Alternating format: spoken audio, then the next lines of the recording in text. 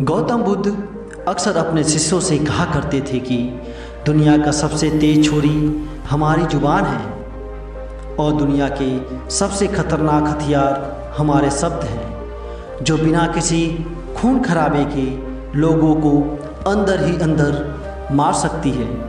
हमारे शब्द हमारी ताकत है, लेकिन यह हमारी सबसे बड़ी कमजोरी भी है।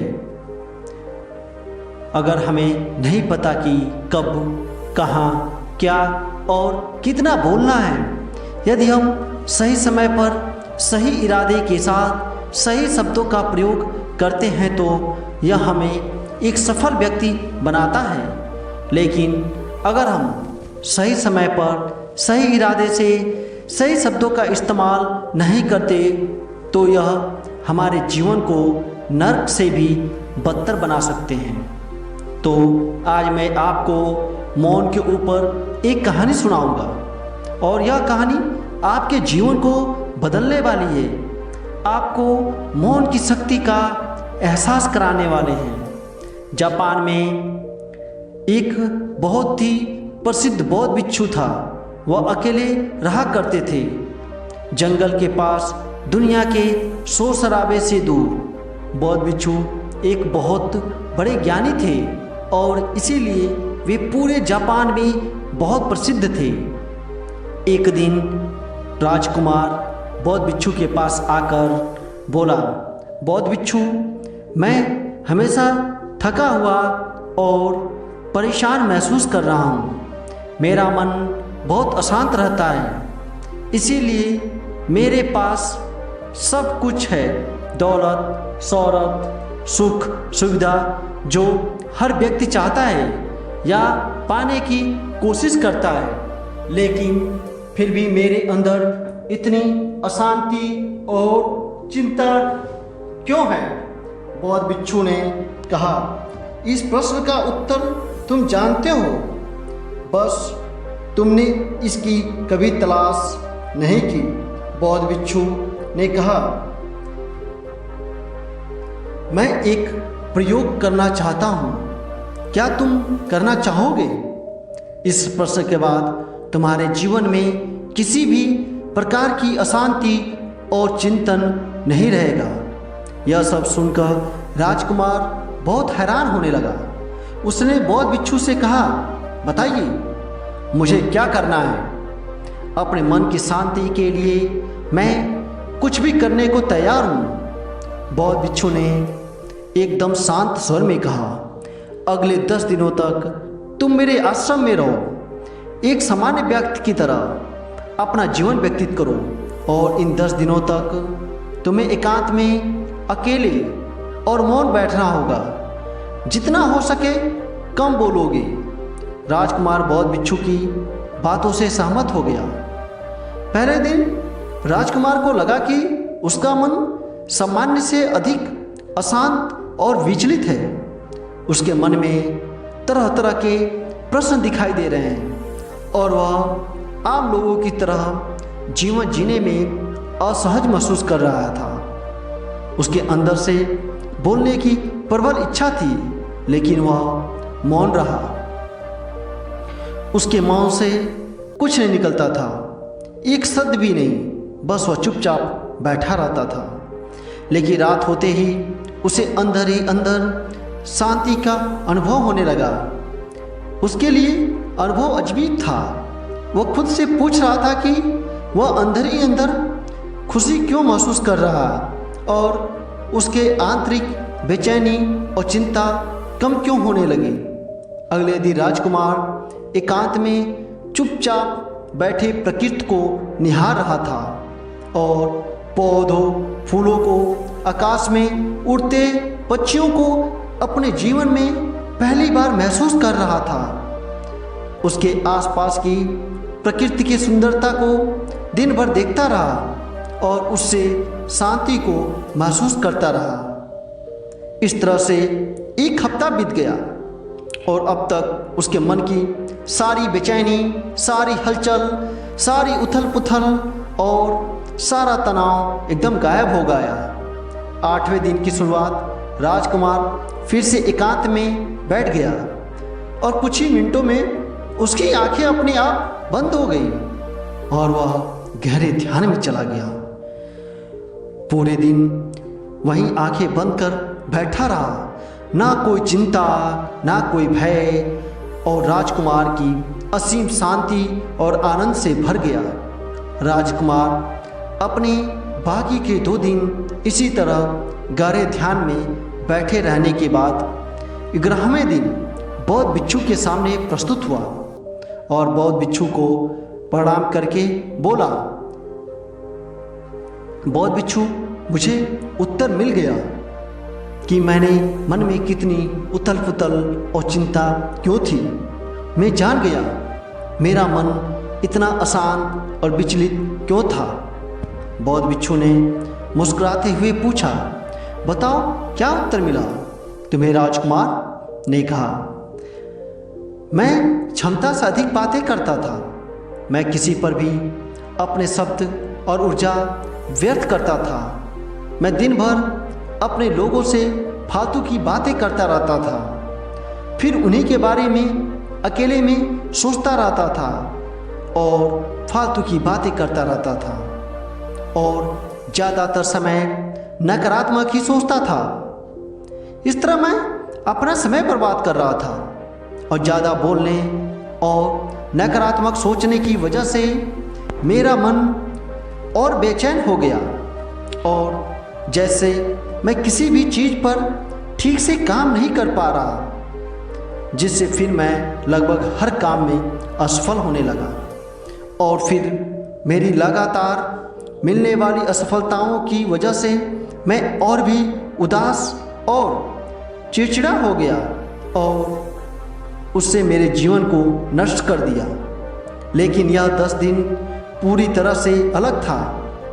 अब मुझे ऐसा लग रहा है कि मैं अपने जीवन पूरी तरह से जी रहा हूँ, लेकिन इससे पहले मैं अपने जीवन गलत तरीके से जी रहा था। और मैंने यह भी सीखा कि हमें सिर्फ ध्यान करने की ज़रूरत नहीं है। ध्यान अपने आप होता है जब हम स्थिर, शांत और मौन होते हैं। ध्यान के पिछले कुछ दिनों के दौरान मैंने जो पहली चीज़ सीखा वह यह है कि मनुष्य के जीवन की सबसे महत्वपूर्ण घटना स्वयं को जानना। यह सुनकर बौद्ध भिक्षु ने कहा, सिर्फ तुम ही नहीं, दुनिया में ज़्यादातर लोग ज़रूरत से ज़्यादा बोलते हैं। आज भी लोग ज़्यादातर समय केवल दूसरे को नीचा दिखाने के लिए बोलते हैं। कुछ लोग न चाहते हुए भी बोलते रहते हैं और अपना जीवन बर्बाद कर लेते हैं। बौद्ध भिक्षु ने राजकुमार को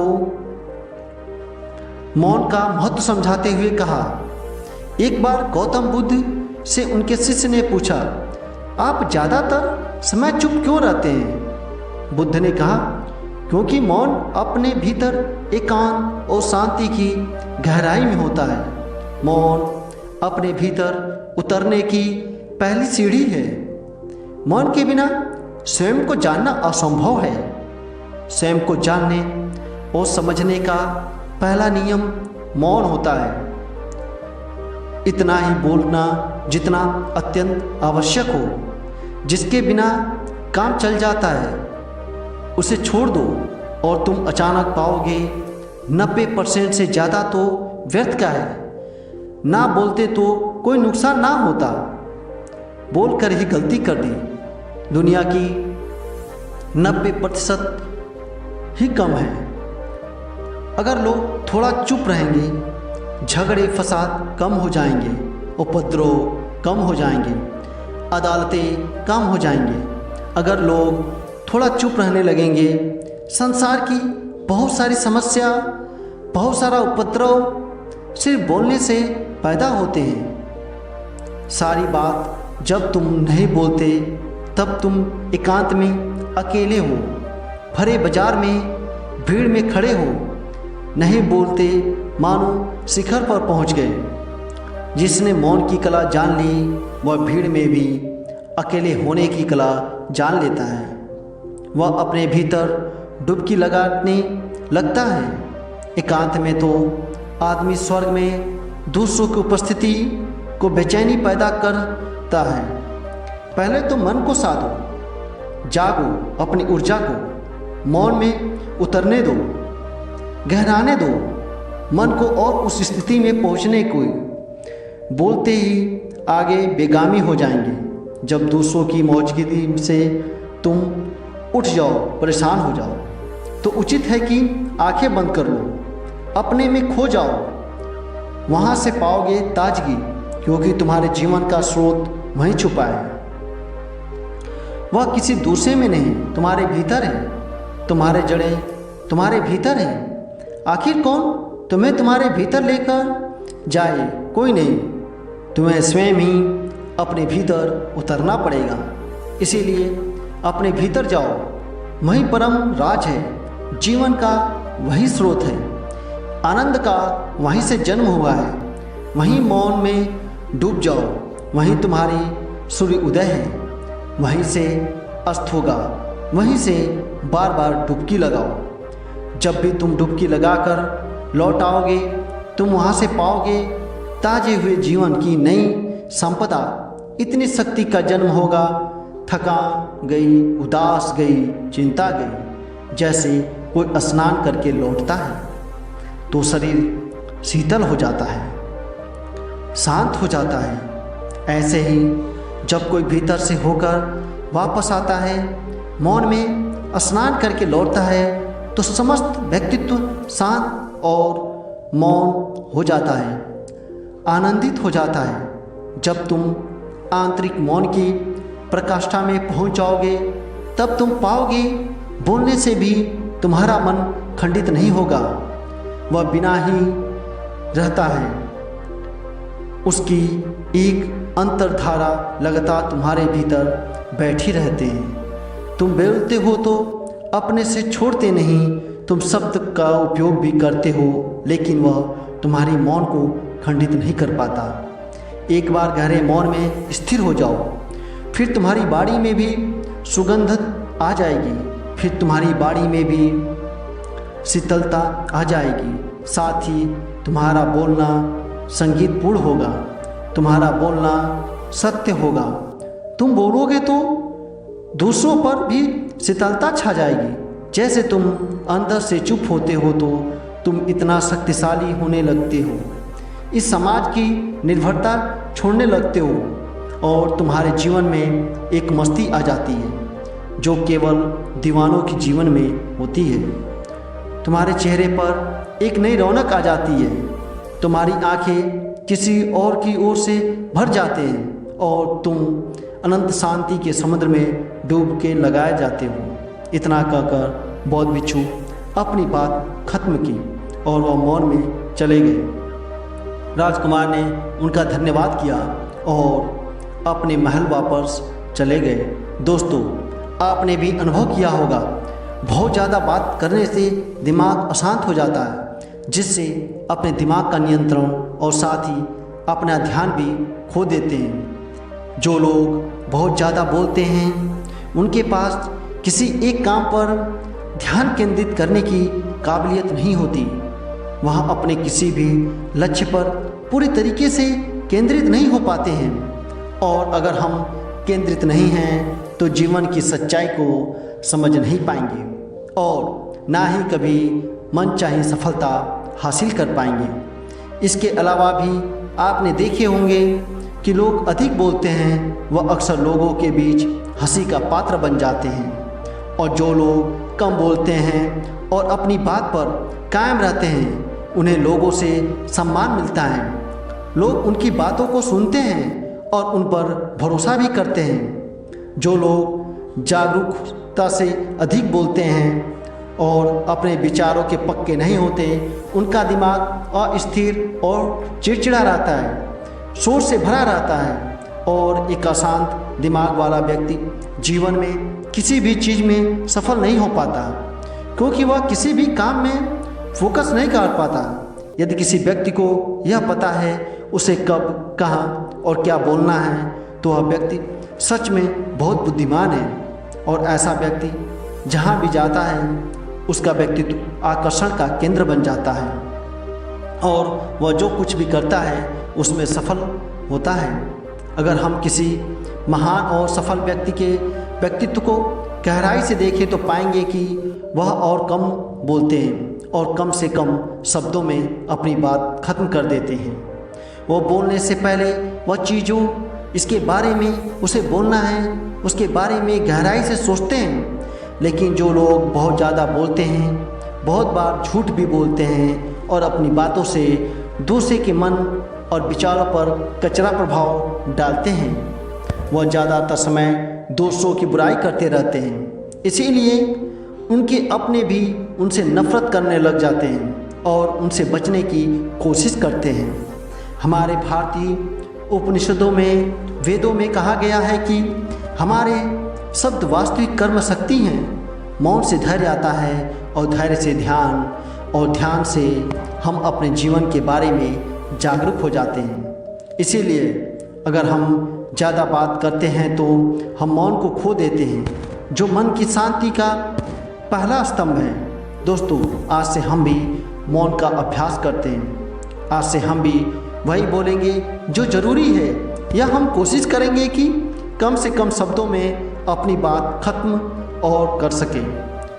तो दोस्तों, कोशिश करेंगे कि रोज़ कम से कम 30 मिनट एकांत में चुपचाप बैठे रहें, और मुझे पूरा विश्वास है इससे हम सबके अंदर एक सकारात्मक बदलाव आएगा। दोस्तों, कैसी लगी यह कहानी कमेंट बॉक्स में ज़रूर बताएं। अच्छी लगी हो तो चैनल को सब्सक्राइब करना ना भूलें। तो मिलते हैं अगली कहानी में, तब तक के लिए दोस्तों अपना ख्याल रखें। अलविदा दोस्तों।